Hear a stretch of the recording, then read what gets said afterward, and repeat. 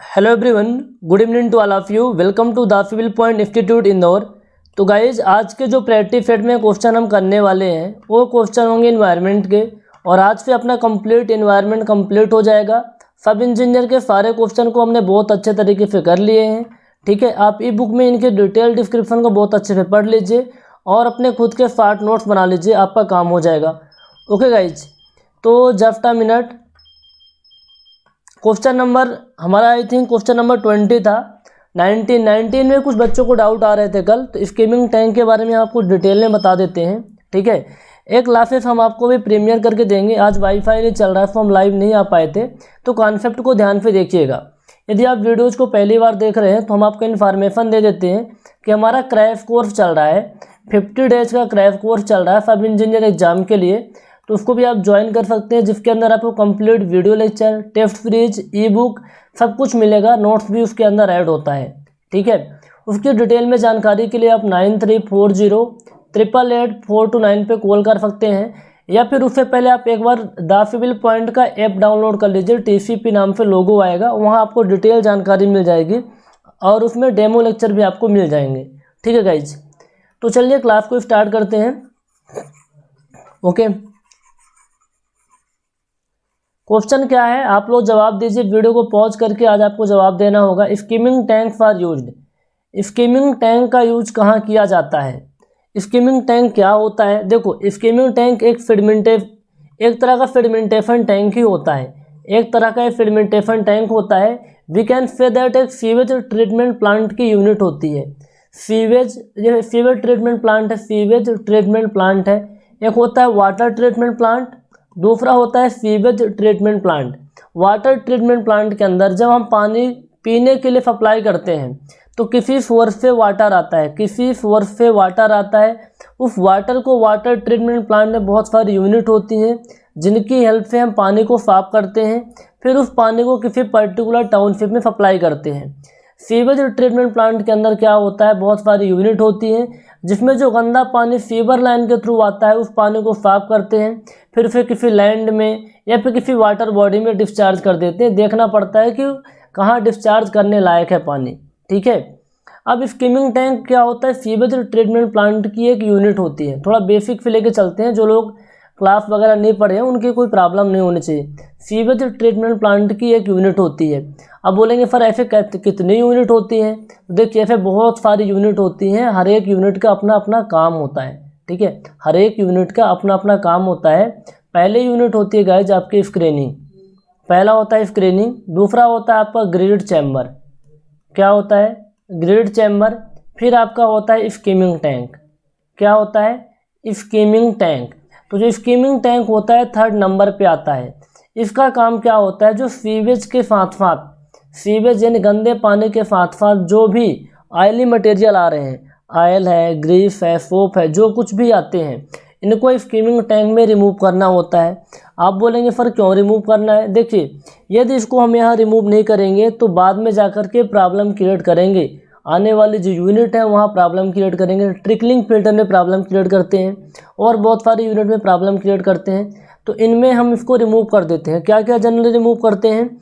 इसमें हम रिमूव करते हैं ऑयल हो गया, ग्रीस हो गया, ठीक है, सोप हो गया, इनको रिमूव करते हैं।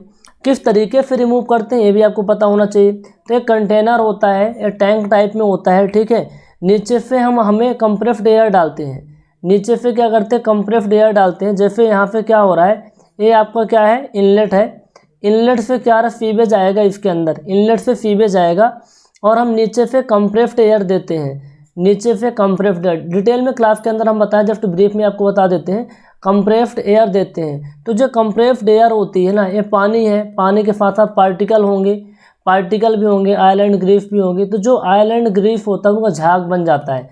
क्या बन जाता है? झाग बन जाता है। और ऊपर आयरन का ढक्कन लगा होता है, उस ढक्कन को खोलते हैं और झाग को बाहर निकाल देते हैं। तो कुल मिला के बात यह है कि स्कीमिंग टैंक का यूज किस लिए किया जाता है? ऑयल एंड ग्रीस को रिमूव करने के लिए। लार्ज साइज के मटेरियल को रिमूव करने के लिए स्क्रीनिंग का यूज करते हैं। सैंड एंड ग्रिड रिमूव करने के लिए ग्रिड चैम्बर का यूज करते हैं। और डिजॉल्व्ड सॉलिड को रिमूव करने के लिए बायोलॉजिकल ट्रीटमेंट यूनिट होती हैं। क्या होती हैं? Biological treatment unit. जो कि आपने पढ़ा होगा डिफरेंट यूनिट, कुछ एरोबिक होती है कुछ एनएरोबिक होती हैं, उनका यूज़ किया जाता है डिजॉल्व्ड सॉलिड को रिमूव करने के लिए। ठीक है, अब स्किमिंग टैंक के बारे में इंपॉर्टेंट बात यह है कि आपको डिटेंशन टाइम पूछ सकता है। इसका जो डिटेंशन टाइम होता है 3 से 5 मिनट होता है, 3 से 5 मिनट होता है। इस बात को अच्छे से ध्यान में रखिएगा, इसका डिटेंशन टाइम 3 से 5 मिनट होता है। अब जब डिटेंशन टाइम की बात ही हो रही तो बहुत सारे ऐसे यूनिट है जिनका डिटेंशन टाइम आपको पता होना चाहिए, जैसे कि ग्रिड चैम्बर होता है। ग्रिड चैम्बर का डिटेंशन टाइम कितना होता है, फटाफट आप लोग बताइएगा साथ साथ में। आपके मैं बोल रहा हूँ आपको पता होना चाहिए, ऐसा नहीं कि बार बार फिर रिपीट करवा रहे हैं, आपको याद हो जाएगी चीज़ें। ग्रिड चैम्बर का कितना होता है 40 से 60 सेकंड होता है। ठीक है, इसके अलावा आपका जो प्राइमरी फेडिमेंटेशन टैंक है उसका 3 से प्राइमरी फेडिमेंटेशन टैंक कितना होता है 2 से 2.5 घंटे होते हैं। मैंने कल की क्लास में आपको बताया था 2 से 2.5 आवर होता है। ऑक्सीडेशन पॉन्ड की बात करें उसका जो डिटेंशन टाइम होता है 20 से 30 दिन का होता है, 20 to 30 डेज का होता है। एरिएटेड लैगून जो होता है 1 से 3 मंथ होता है, 1 से 3 मंथ होता है, कहीं 2 मंथ लिखा है कहीं 3 मंथ लिखा होता है। सेकेंडरी फेडिमेंटेशन एफएफटी का जो डिटेंशन टाइम होता है 1.5 से 2 आवर होता है। ठीक है, सेप्टिक टैंक इसका बहुत बार पूछा गया है, इसको तो याद ही होना चाहिए, 12 से 36 घंटे का होता है। ठीक है, इमहॉफ टैंक कुछ भी नहीं लिखना, जस्ट रिवीजन करना है, ई बुक में सब चीज़ें लिखी हुई हैं। इमहॉफ टैंक का होता है 2 से 2.5 घंटे, 2 से 2.5 घंटे, 2 से 2.5 आवर का। तो इनको ध्यान में रखिए, आपके सारे क्वेश्चन बहुत अच्छे से हो जाएंगे, आपके सारे क्वेश्चन बहुत ही अच्छे से हो जाएंगे। ठीक है, बढ़ते हैं अगले क्वेश्चन की तरफ। In a fellow waste stabilization pond the sewage is treated by. यदि आप सब इंजीनियर के एस्पिरेंट हैं तभी इस वीडियो को आप देख रहे होंगे, तो ध्यान से सुनिए। कुछ ऐसे टॉपिक हैं जिनसे बहुत बार क्वेश्चन रिपीट हुए हैं। एक आपका है वेफ्ट स्टेबलाइजेशन पॉन्ड, इसको ऑक्सीडेशन पॉन्ड भी कहते हैं, इसको लैगून्स भी कहते हैं, मैंने कई बार आपको बता चुका हूँ। तो इससे क्वेश्चन आपके एग्जाम में बनेंगे, तो इनको अच्छे से ध्यान में रखिएगा, इसको अच्छे से ध्यान में रखिएगा, इससे क्वेश्चन आपके बनेंगे। इसकी पूरी हिस्ट्री ज्योग्राफी आपको पता होनी चाहिए। वेफ्ट स्टेबलाइजेशन पॉन्ड एक पॉन्ड होता है, एक तालाब जैसा होता है, बड़ा सा 1-2 हेक्टेयर में बना होता है, बहुत बड़े एरिया में बना होता है। उसके अंदर क्या होता है, उसमें आपका सीवेज आता है, सीवेज को जो ऑर्गेनिक मैटर होंगे ना सीवेज के अंदर ऑर्गेनिक मैटर होंगे, तो उन ऑर्गेनिक मैटर को बैक्टीरिया खाएगा। जब ऑर्गेनिक मैटर को बैक्टीरिया खाता है तो क्या करता है, बहुत सारे बैक्टीरिया और बनाता है, और बहुत सारे बैक्टीरिया बनाता है। इसके कॉन्सेप्ट को समझ लेते हैं जस्ट अ मिनट। जो लोग कल देखे होंगे वीडियो तो थोड़ा उनके लिए लगेगा दोबारा से बता रहे हैं सर, बट एक बार देख लीजिए। ये वेफ्ट स्टेबलाइजेशन पॉन्ड है, तो वेफ्ट स्टेबलाइजेशन पॉन्ड के अंदर सीवेज आएगा, तो इसके अंदर ऑर्गेनिक मैटर भी होंगे,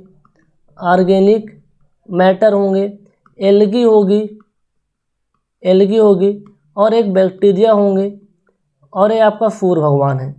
ऊपर क्या है आपके सन है। ठीक है, ऊपर क्या है जस्ट मिनट, ये सन है। ठीक है, ध्यान से देखिए, सन है। अब यहाँ पास क्या होने वाला है कि ये ऑर्गेनिक मैटर है, एल्गी बैक्टीरिया। जो बैक्टीरिया है इन ऑर्गेनिक मैटर को खाएंगे। जब ऑर्गेनिक मैटर को बैक्टीरिया खाएंगे तो नाइट्रोजन है ना, NH3 बनता है, PO4 बनता है और H2O बनता है, प्लस न्यू बैक्टीरियल सेल बनते हैं। तो नई बैक्टीरिया डेवलप हो जाएगी, ये भी ऑर्गेनिक मैटर को खाएगी। कुल मिला के बात है कि बैक्टीरिया ऑर्गेनिक मैटर को खा के अपनी पॉपुलेशन बढ़ाती जाएगी। तो अपनी पॉपुलेशन बढ़ाएगी, लेकिन कुछ एक्स्ट्रा चीज़ें बनती हैं, जैसे PO4 बनता है, NH3 बनता है, पानी मिल जाएगा, तो NH3 से नाइट्रोजन मिल जाएगा और PO4 से फास्फोरस मिल जाएगा। तो जो एल्गी रहती है कहती है बहुत अच्छी बात है यार, हमको तो न्यूट्रिएंट मिल रहे हैं, हमको तो पोषक तत्व मिल रहे हैं, तो इसको मिल जाता है नाइट्रोजन प्लस फास्फोरस मिल जाता है, तो बहुत अच्छे से इसको खाती है। और ये सनलाइट जो है ना, सनलाइट से क्या होता है, सनलाइट के थ्रू फोटोसिंथेसिस की प्रक्रिया हो जाती है, तो एल्गी की ग्रोथ होने लगती है। और एल्गी क्या करती है, O2 प्रोड्यूस करती है।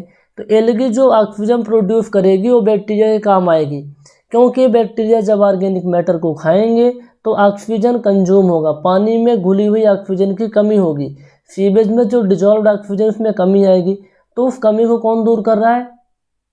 एलगी दूर कर रही है, एलगी दूर कर रही है। और एलगी की भूख कौन मिटा रही है? बैक्टीरिया मिटा रही है।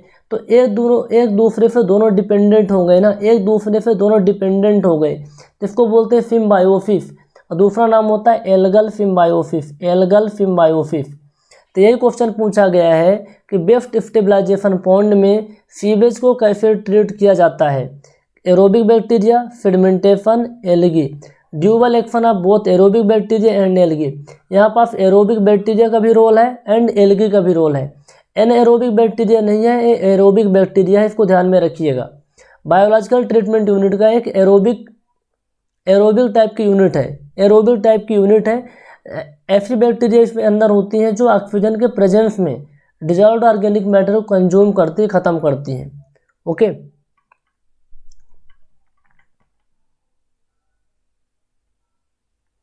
Question number 21, it is very very important question. यहीं से क्वेश्चन हमें करने थे, मैंने 2 क्वेश्चन को आपको रिपीट करवा दिए हैं, उनको आप अच्छे से ध्यान में रखिएगा, ठीक है, उनको अच्छे से ध्यान में रखिएगा। अब हमारा जो क्वेश्चन है, during sewage treatment effluent form has the minimum weight per unit volume amount of suspended solid.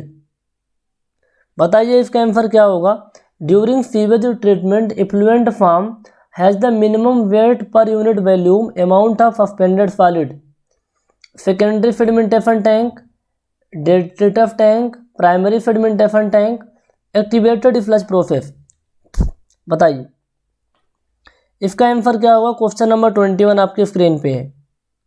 यदि डेट्रिटफ टैंक का पूछे कि आपका डिटेंशन टाइम कितना होता है, तो 3 से 4 मिनट होता है। इसको मैंने बताया नहीं था, मैं अभी बता देता हूँ, इसको ध्यान में रखिएगा। ऐसी वाटर सीवेज ट्रीटमेंट प्लांट की ऐसी कौन सी यूनिट है जिसके अंदर जो सस्पेंडेड सॉलिड होते हैं वो क्या होता है? वेट पर यूनिट वॉल्यूम कम होता है, वेट पर यूनिट वॉल्यूम कम होता है, मिनिमम होता है। किसमें होता है minimum? Weight per unit volume किसमें मिनिमम होता है? सेकेंडरी फेडिमेंटेशन टैंक में, डेट्रिटफ टैंक में, प्राइमरी फेडिमेंटेशन टैंक में, एक्टिवेटेड फ्लश एरिएशन टैंक के अंदर। हैंक नहीं है, टैंक है, टैंक है। वेट पर यूनिट वॉल्यूम कम होता है। बताइए क्वेश्चन नंबर 21 है। देखिए आपने पढ़ा होगा activated sludge process, activated sludge process के बारे में आपको जानकारी होगी। एक्टिवेटेड फ्लश प्रोसेस क्या होता है? अब बहुतों को यही नहीं पता होगा। तो ये बायोलॉजिकल ट्रीटमेंट यूनिट होती है। क्या होती है? बायोलॉजिकल ट्रीटमेंट यूनिट होती है, ठीक है। अब देखो बायोलॉजिकल ट्रीटमेंट यूनिट एक ऐसी यूनिट होती है, मैं थोड़ा सा डिस्क्राइब कर देता हूँ,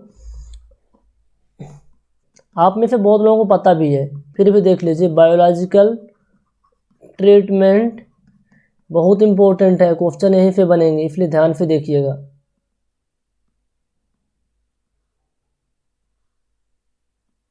biological treatment unit, biological treatment unit के अंदर 2 टाइप की यूनिट होती हैं।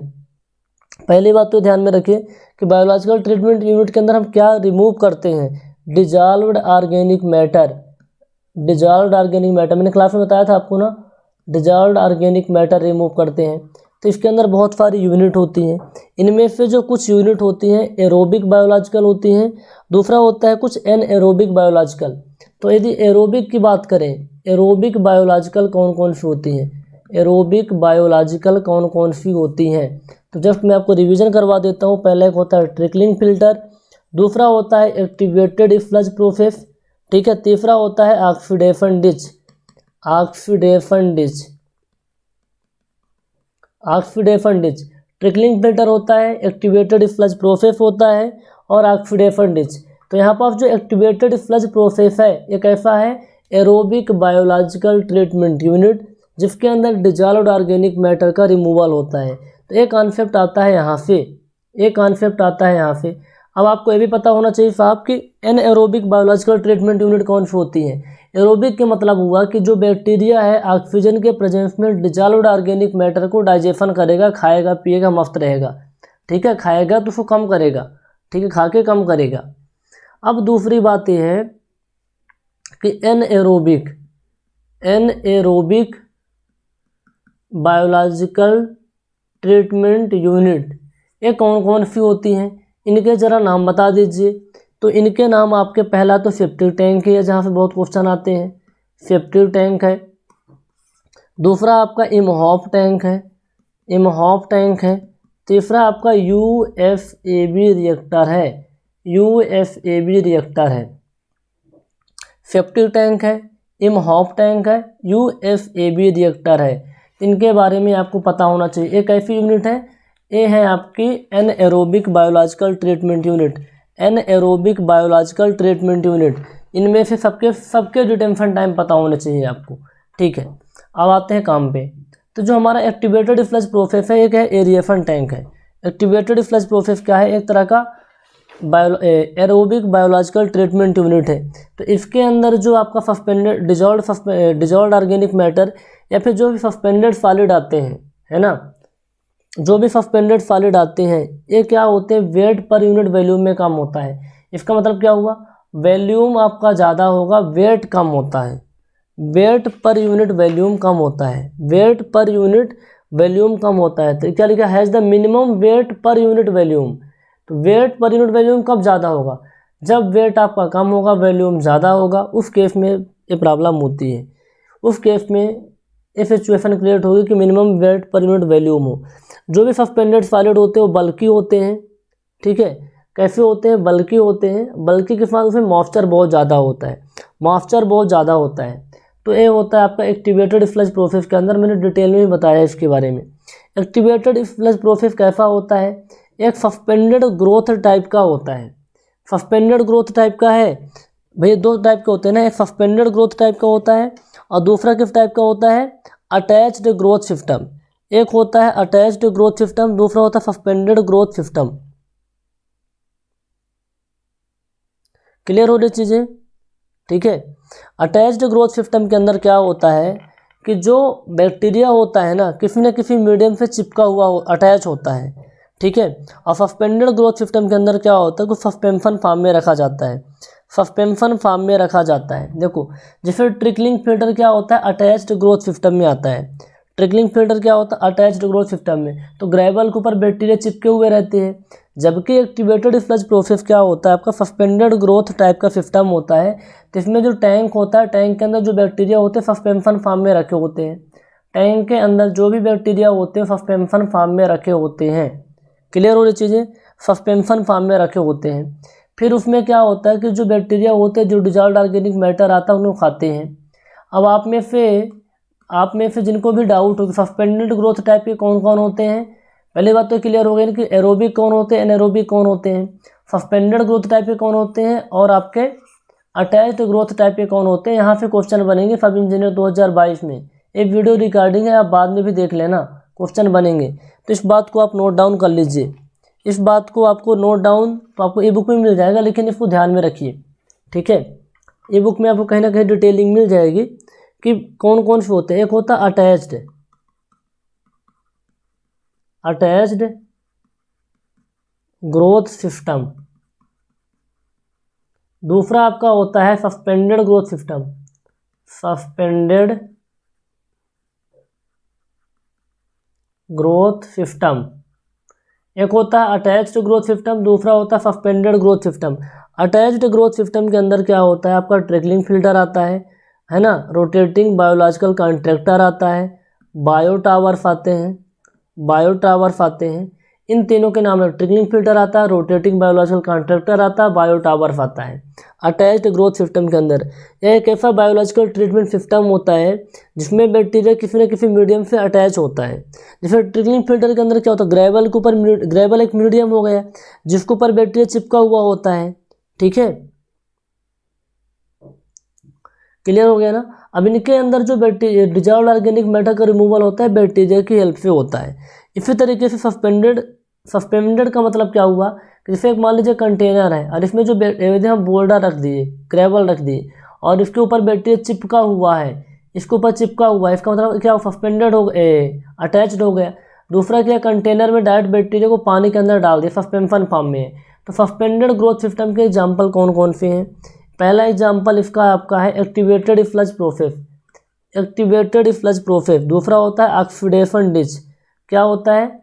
Oxidation ditch.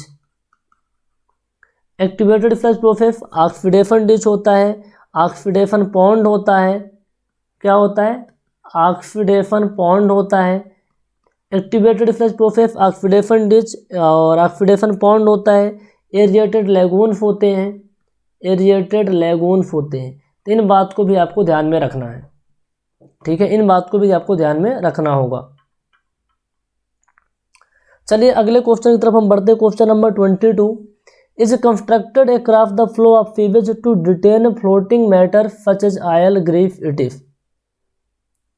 Is constructed a craft the flow of sewage to detain floating matter such as oil grease it is. Grit chamber, skimming tank हो गया आपका, sedimentation tank. तो बताइए इसका आंसर क्या होगा।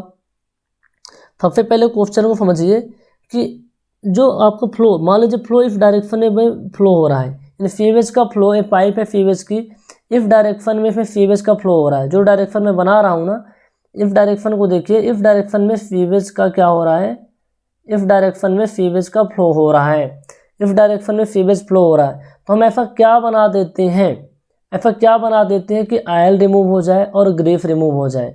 उसके लिए भैया स्कीमिंग टैंक बनाते हैं। क्या बनाते हैं, स्कीमिंग टैंक। इसको ध्यान में रखिए, मैंने पहले बताया था।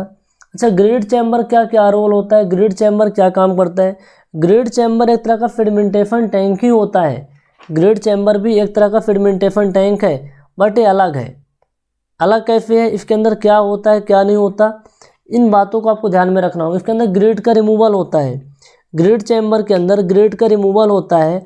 और उनमें से किस टाइप के ग्रिड का रिमूवल होता है, जिनकी size greater than equal to 0.2 mm हो, greater than equal to 0.2 mm हो। इस बात को ध्यान में रखिए। ग्रिड चैम्बर से जो पार्टिकल रिमूव होते हैं, जिनकी size greater than equal to 0.2 mm होती है, वही पार्टिकल रिमूव होते हैं। अब उनमें जो ग्रेड होते हैं, जो ग्रेड पार्टिकल होते हैं, उनकी स्पेसिफिक ग्रेविटी कितनी होती है, उनकी जो स्पेसिफिक ग्रेविटी होती है 2.65 होती है। इस बात को भी ध्यान में रखिए। अब ग्रिड चैम्बर की जब बात ही हो रही है तो इसके बारे में कुछ इसके पैरामीटर को जानना जरूरी है, ठीक है। क्वेश्चन तो यही इंडिकेट करते हैं ना व्यापम के अंदर कि जिस टॉपिक से क्वेश्चन आए उस टॉपिक से क्वेश्चन आएंगे, कि एग्जैक्टली क्वेश्चन थोड़ी रिपीट होगा कॉन्सेप्ट से। तो स्पेसिफिक ग्रेविटी कितनी होती है, जो ग्रिड रिमूव होते हैं 2.65। अब ग्रिड चैम्बर के अंदर जो सरफेस ओवर फ्लो रेट होता है, क्योंकि सरफेस ओवर फ्लो रेट आप तो slow fan filter, rapid fan filter का याद रखते हैं, ग्रिड चैम्बर का याद नहीं रखते, तो आज से इसको भी ध्यान में रखिएगा। 2160 मीटर क्यूब पर डे पर मीटर स्क्वायर होता है। 2160 मीटर क्यूब पर डे पर मीटर स्क्वायर होता है, ठीक है। 2160 मीटर क्यूब पर डे पर मीटर स्क्वायर होता है। ये बात याद रहेगी नहीं रहेगी, बिल्कुल याद रहेगी। डिटेंशन टाइम कितना होता है भैया, डिटेंशन टाइम होता है 40 से 60 सेकंड, 40 से 60 सेकंड इसका डिटेंशन टाइम होता है।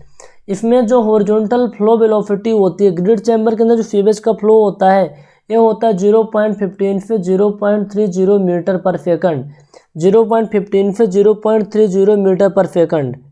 इसकी जो डेप्थ होती है 1 से लेकर के 1.5 मीटर होती है, 1 से लेकर 1.5 मीटर होती है। फ्री बोर्ड जो होता है, फ्री बोर्ड की हाइट पूछ दे, क्योंकि एक बार हाइट पूछ चुका है, किसका पूछ चुका है, सेफ्टी टैंक का, तो ग्रिड चैम्बर का पूछ सकता है इस बार। तो 0.3 मीटर कितनी होती है, 0.3 मीटर होती है, 0.3 मीटर होती है। अच्छा, ये तो चीज़ें क्लियर हो गई इसके बारे में। स्क्रीनिंग क्या होती है साहब, स्क्रीनिंग क्या होती है, सबसे पहली यूनिट होती है सीवेज ट्रीटमेंट प्लांट की, सबसे पहली यूनिट होती है स्क्रीनिंग। सीवेज ट्रीटमेंट प्लांट की सबसे पहली यूनिट क्या होती है भैया, स्क्रीनिंग होती है। क्या होती है, स्क्रीनिंग होती है। जो आपका आउटफॉल फीवर होता है ना, आउटफॉल फीवर होता है, सबसे बड़ा डायमीटर होता है, उसी में से हम स्क्रीनिंग लगा देते हैं, जो रहती है 45 से लेकर के 60 डिग्री एंगल पे। इसमें बड़े बड़े जितने भी लार्ज साइज के पार्टिकल होते हैं रिमूव होते हैं। तो फर्स्ट यूनिट क्या होती है सीवेज ट्रीटमेंट प्लांट की, स्क्रीनिंग ही होती है। दो टाइप की होती है, एक होती है कोर्स स्क्रीन, दूसरा होता है आपका फाइन स्क्रीन। एक होता है कोर्स स्क्रीन, दूसरा होता है फाइन स्क्रीन, तो इसके बारे में पता होना चाहिए। इसमें से क्या होता है, इससे क्या होता है कि जो बड़े बड़े जैसे लकड़ी के टुकड़े हो गए, ठीक है, फ्लोटिंग डेब्रिस हो गया, तो ये जो बार स्क्रीन होती है, लोहे की जो स्क्रीन होती है, सब क्या होते हैं, रिमूव हो जाते हैं। ये क्या होते हैं, रिमूव हो जाते हैं। अब आपसे पूछ सकते हैं कितने टाइप की स्क्रीन होती है, कोर्स स्क्रीन होती है, मीडियम स्क्रीन होती है और फाइन स्क्रीन होती है। इतना ध्यान में रखिए इतना ध्यान में रखिए। अब एक क्वेश्चन ये बनेगा कि भैया इसको झुकाते क्यों हैं हॉरिजॉन्टल से 45 से 60 डिग्री पर। यदि इसको हम झुका देते हैं तो वेलोसिटी क्या होती है, कम हो जाती है। वेलोसिटी कम हो जाती है, सरफेस एरिया बढ़ जाता है। वेलोसिटी कम होने से ज़्यादा कचरा क्या होता है, इकट्ठा होता है, ज़्यादा से ज़्यादा कचरा रुक जाता है। क्लियर हो गई चीज़ें। अब सेडिमेंटेशन टैंक क्या होता है, सेडिमेंटेशन टैंक दो टाइप का होता है, एक होता है प्राइमरी सेडिमेंटेशन टैंक, दूसरा होता है सेकेंडरी सेडिमेंटेशन टैंक। ये आपके वाटर ट्रीटमेंट प्लांट में भी होते हैं, सीवेज ट्रीटमेंट प्लांट में भी होते हैं। दोनों के पैरामीटर आपको ध्यान में रखने हैं। चलिए अगले क्वेश्चन की तरफ बढ़ते हैं। It is very very important question और इस क्वेश्चन को समझना है आपको। इस क्वेश्चन को समझना है। The ratio of daily BOD load applied to the aerator system in gram to total microbial mass in the system in gram is termed as volumetric BOD load, food by mass ratio, aeration tank loading, sludge age. आप में से जो video को देख रहे हैं आप बताइए ऐसे क्वेश्चन किसी एग्जाम में भी आज तक आए हैं क्या? बिल्कुल भी नहीं आते। ये केवल आपके उटपटांग क्वेश्चन सब इंजीनियर में आते हैं। और उटपटांग क्वेश्चन की डिटेलिंग यदि हमारी बात आप समझ रहे हैं तो इसको आप ई बुक से डिटेल में पढ़ लेना बहुत अच्छे से, छोड़ना नहीं एक भी लाइन आप। The ratio of daily BOD load applied to the aerator, aerator के अंदर जो आप बीओडी लोड अप्लाइड कर रहे हैं, ठीक है, in system in gram total microbial mass in the system is termed as. ये कहना चाहता है कि आपका ये कोई कंटेनर है, एरिएटर समझ लो। इस एरिएटर के अंदर जो बीओडी आ रहा है, जो सीवेज आ रहा है, इसमें क्या होंगे, ऑर्गेनिक मैटर होंगे। और इस कंटेनर के अंदर क्या मौजूद होंगे, इस कंटेनर में क्या होंगे आपके माइक्रोबियल मास यानी बैक्टीरिया, क्या होंगे, बैक्टीरिया। तो जो सीवेज आ रहा है उस सीवेज के अंदर बीओडी है, ऑर्गेनिक मैटर है।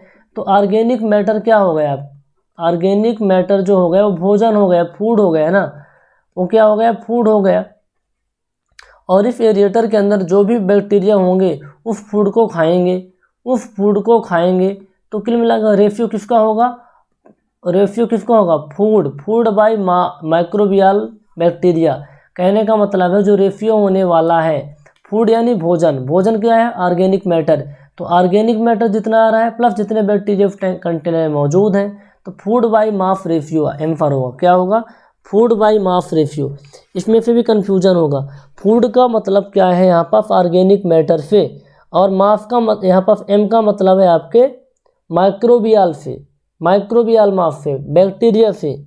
किससे मतलब है भैया, माइक्रो ऑर्गेनिज्म से, माइक्रो ऑर्गेनिज्म से। तो फूड बाय मास रेशियो कितना होता है, उस पर्टिकुलर कंटेनर में एक दिन में कितना बीओडी सप्लाई हो रहा है, ठीक है, और इस सिस्टम के अंदर कितना बैक्टीरिया मौजूद है, उस सिस्टम के अंदर कितना बैक्टीरिया मौजूद है, वही फूड बाय मास का रेशियो होता है। फूड क्या है, आपके ऑर्गेनिक मैटर जो सीवेज के थ्रू आ रहे हैं। एम क्या होता है, जो माइक्रोबियल मास है ना, बैक्टीरिया जो मौजूद है सिस्टम के अंदर। तो ये आता फूड बाय मास रेशियो, ठीक है। ना तो इसको एरिएशन टैंक की लोडिंग बोलते हैं, ना तो वॉल्यूमेट्रिक बीओडी लोड बोलेंगे, इसको एफ बाई एम रेशियो बोलेंगे, एफ बाई एम रेशियो बोलेंगे, जो कि करेक्ट होगा। अच्छा एक टर्म है फ्लज एज। फ्लज एज किसको रिप्रेजेंट करते हैं भैया, फ्लज एज का मतलब है कि जो बायोमास है, बायोमास उस एरिएटर के अंदर अभी है कि नहीं है। फ्लज एज इसको रिप्रेजेंट करता है कि जो बायोमास है उस एरिएटर के अंदर अभी है कि नहीं है। तो फ्लज एज का एक फार्मूला आप याद रख सकते हैं। Sludge age is equal to mass of suspended solid, mass of suspended solid in the system, mass of suspended solid in the system. दूसरा क्या है कि mass of solid leaving the system per day, mass of solid leaving the system per day, समझाते हैं, leaving the system per day. Mass of suspended solid in the system, suspended solid के अंदर, system के अंदर suspended solid कितना मौजूद है, ठीक है, सस्पेंडेड सॉलिड कितना मौजूद है, और मतलब कितना आ रहा है, समझ सकते हैं कितना मौजूद है। एक कंटेनर है, इस कंटेनर में कितना सस्पेंडेड सॉलिड है और कितना निकल गया, कितना निकल गया, ठीक है, मतलब एक दिन में ऐसा समझिए कि एक दिन में सिस्टम के अंदर कितना सस्पेंडेड सॉलिड आ रहा है और कितना सस्पेंडेड सॉलिड निकल रहा है, वही आपका रिप्रेजेंट करता है फ्लज एज को। किसको रिप्रेजेंट करता है भैया? फ्लज एज को रिप्रेजेंट करता है। क्लियर हो गया? चलिए अगले क्वेश्चन की तरफ बढ़ते हैं। Oxidation pond should have a depth between. तो गाइज प्लीज आप समझ देख रहे हैं कि ऑक्सीडेशन पॉन्ड से कितने बार क्वेश्चन आपके एग्जाम में रिपीट हुए हैं। ऑक्सीडेशन पॉन्ड से कितने बार क्वेश्चन रिपीट हुए हैं। तो ऐसा तो है नहीं कि 2022 में नहीं आएंगे, बिल्कुल क्वेश्चन आने वाले हैं। ऑक्सीडेशन पॉन्ड को क्या बोलते हैं? बेस्ट स्टेबलाइजेशन पॉन्ड बोलते हैं। इसके अंदर जो डिजॉल्व्ड ऑर्गेनिक मैटर का रिमूवल होता है बैक्टीरिया और एल्गी दोनों की हेल्प से होता है। इसको बोलते हैं एल्गल सिम्बायोसिस। क्या बोलते हैं? Algal symbiosis. इतनी चीज़ें क्लियर हो गई। अब इसके डेप्थ के बारे में और हम डेप्थ के बारे में क्वेश्चन पूछा है, तो इसकी डेप्थ आपको मैंने बताया था 1.1 से लेकर के 1.8 मीटर के बीच में होती है। तो 1 मीटर से मिनिमम और मैक्सिमम कितनी होती है? 1.8 मीटर।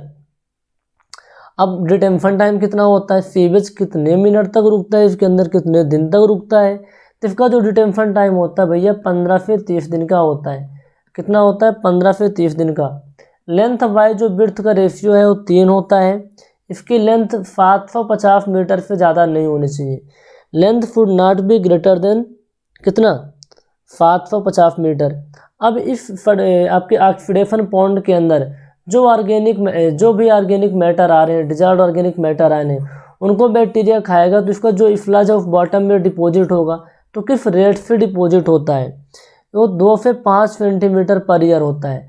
फ्लज का जो एक्यूमुलेशन होता है 2 से 5 सेंटीमीटर पर ईयर होता है। क्लियर हो गया? कोई डाउट?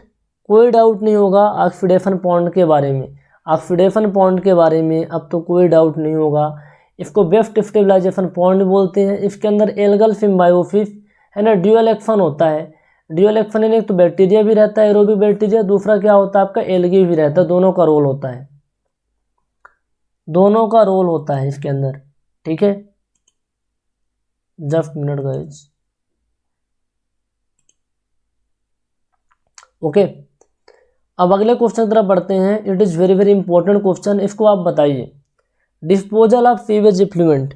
जो सीवेज एफ्लुएंट होते हैं, जो सीवेज एफ्लुएंट होते हैं, ठीक है, उसके बाद उससे कुछ क्वेश्चन पूछे गए हैं।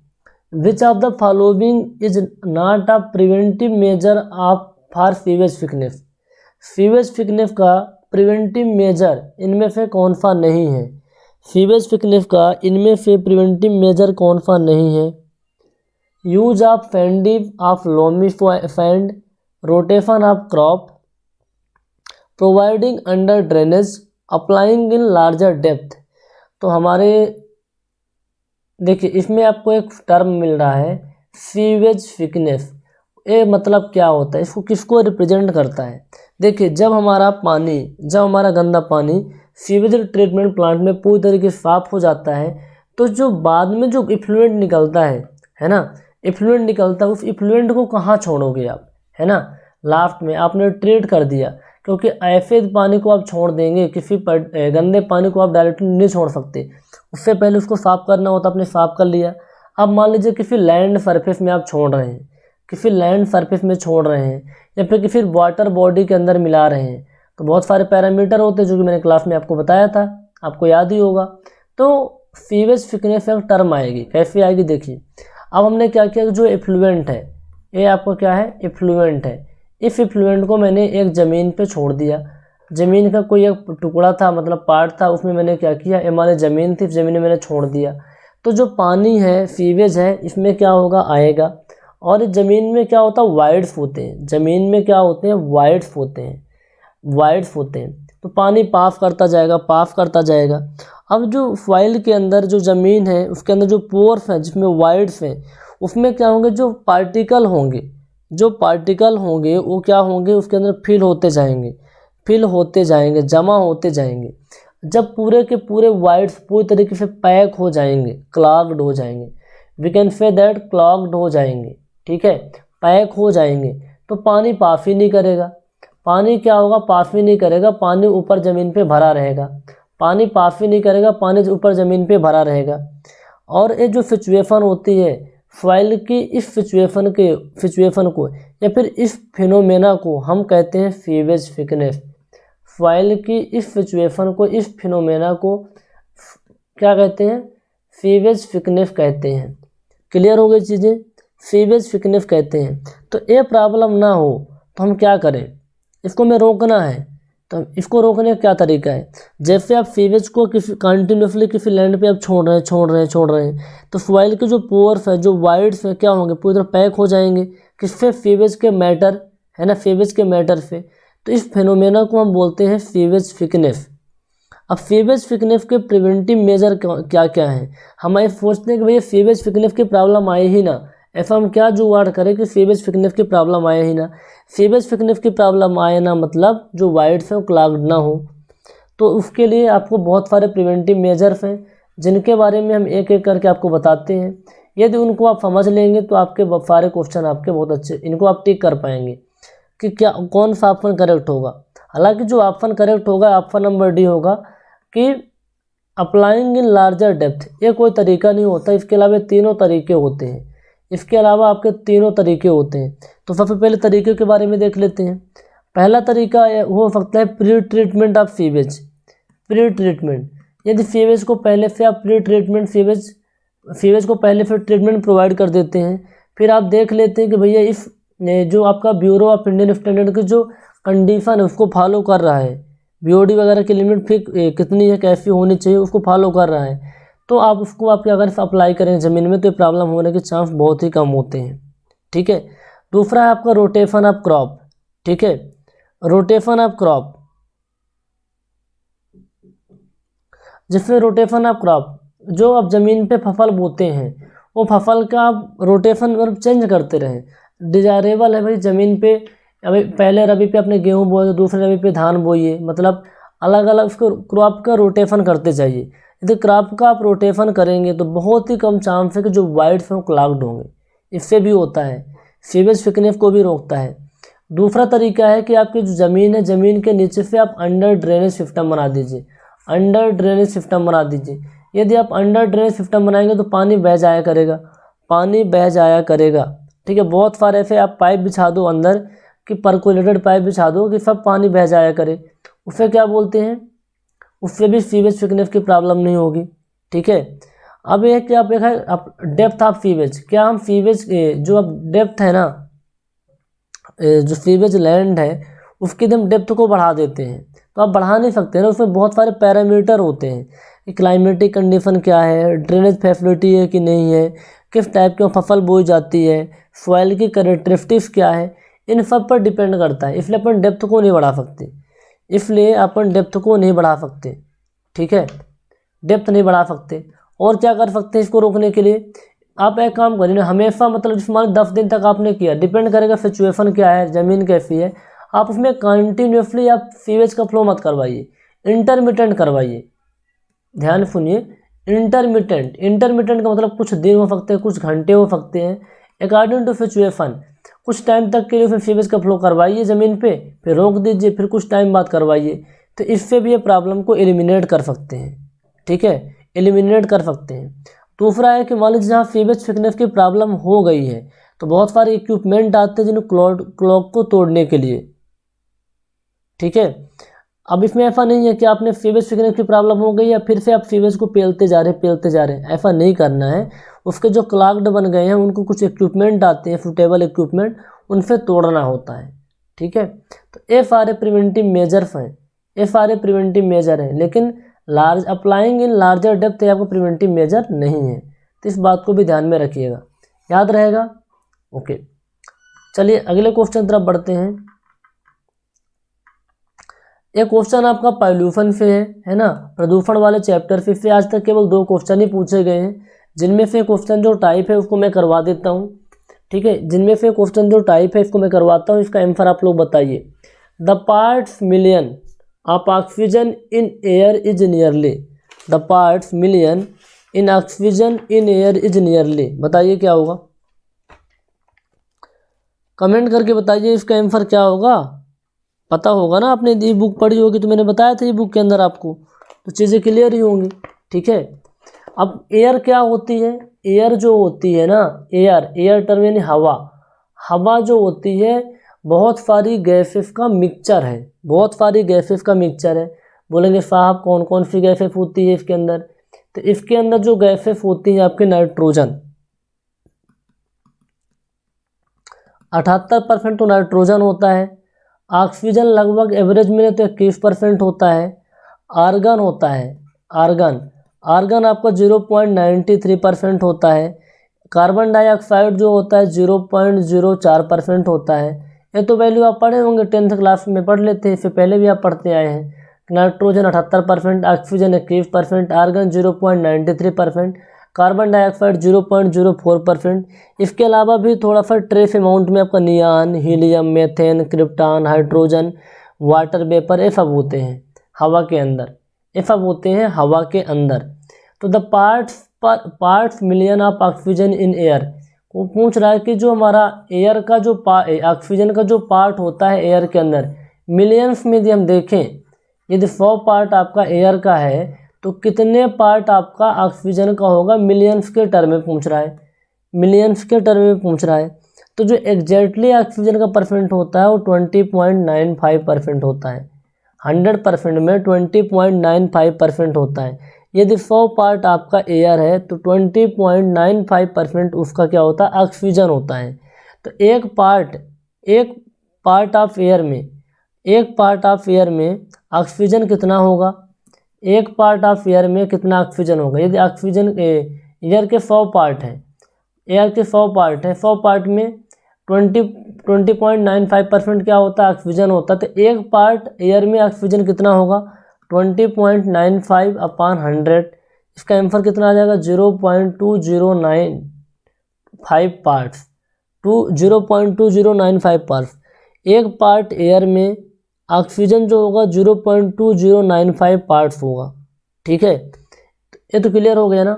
लेकिन मिलियंस में पूछ रहा है ना, मिलियंस में, नॉर्मल वैल्यू में नहीं पूछ रहा है। तो 1 मिलियन में कितना होता है, 10⁶। तो आप 0.2095 को 10⁶ से मल्टीप्लाई कर दो। 10⁶ से मल्टीप्लाई करेंगे तो जो वैल्यू आएगी, 4 0 कम हो जाएंगे ना, तो 2 0 बढ़ जाएगा, तो 209500 ये आपके पार्ट्स होंगे, है ना। तो हम कह सकते हैं कि per million of oxygen in the air, per million of oxygen in the air is equal to 209500। तो कोई ऑप्शन मैच नहीं करेगा, इस ऑप्शन को अपन टिक कर सकते हैं, इस ऑप्शन को अपन टिक कर सकते हैं, ऑप्शन नंबर सी को। ऑप्शन नंबर सी क्या होगा, करेक्ट आंसर होगा। तो ये आपका इन्वायरमेंट का आज से चैप्टर कंप्लीट होता है। इन्वायरमेंट के हमने सारे क्वेश्चन कर लिए, सारे कॉन्सेप्ट आपको करवा दिए हैं। ठीक है, अब हम कल से करेंगे सर्वेइंग के क्वेश्चन आपके क्लास के अंदर। अच्छे से पढ़ाई करिए। इन्वायरमेंट का टेस्ट अपलोड हो गया है, टेस्ट को लगाइए। टेस्ट लगाने से पहले आप अच्छे से रिवीजन करके जाइए, ई बुक को पढ़ के जाइए, अपने शॉर्ट नोट्स को पढ़ के जाइए, आपका काम हो जाएगा। जितना कुछ हम पढ़ा रहे हैं आपके एग्जाम के लिए सफिशिएंट है। इतना यदि आप 3-4 बार आप रिवीजन कर लेंगे तो आपके सारे क्वेश्चन आपके बहुत अच्छे से बन जाएंगे। ठीक है, सारे क्वेश्चन आपको बन जाएंगे। ठीक है, कोई भी डाउट नहीं आने वाला है। अब कोई भी डाउट आता है कमेंट कर दीजिएगा, ठीक है, या फिर व्हाट्सअप करिएगा जो भी डाउट आए। आप में से जो क्रैश कोर्स को ज्वाइन करना चाहते हैं ज्वाइन कर लीजिए। द सिविल पॉइंट का ऐप डाउनलोड कर लीजिए, वहाँ आपको डिटेल में जानकारी मिल जाएगी। Thank you so much, have a nice day. Notification की बात करें तो बहुत ही जल्द आने वाला है, 25 से 28 के बीच नोटिफिकेशन आपका आ जाएगा। आज ये बात कंफर्म हुई है, इस बात को ध्यान में रखिए। और एग्ज़ाम आपका अप्रैल में ही होगा, इस पॉइंट को भी नोट कर लीजिएगा। आपके बहुत सारे क्वेश्चन आते हैं इस पर।